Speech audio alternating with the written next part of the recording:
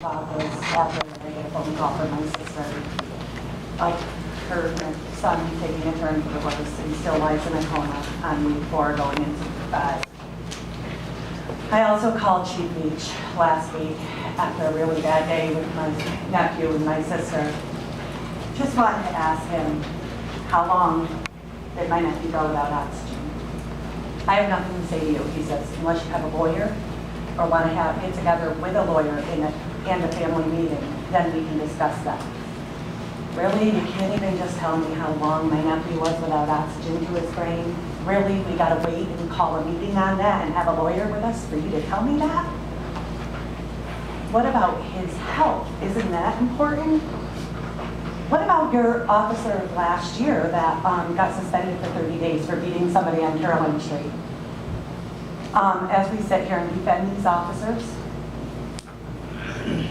he beat somebody on Caroline Street and got suspended for 30 days. Does that seem right? Not to me. What are we going to do? When is the outside investigation going to happen? The story that Chief Beach has released to the press, there's been 3 different ones. Which one are we to believe? Which one is the truth? One time, Chief Beach says they found him unresponsive underneath scaffolding.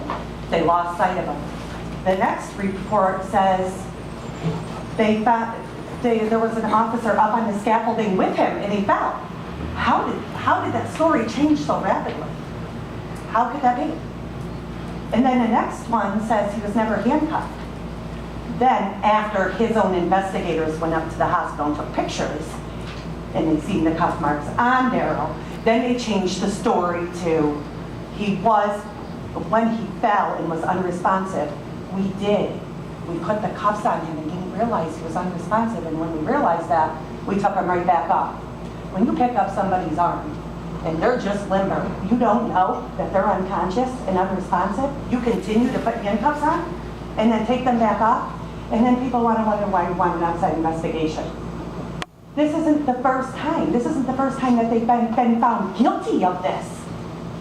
And if they didn't do anything wrong, I'll be the first one to stand up here and again apologize. If they didn't do anything wrong, why are they so against an outside investigation? Why do they not want to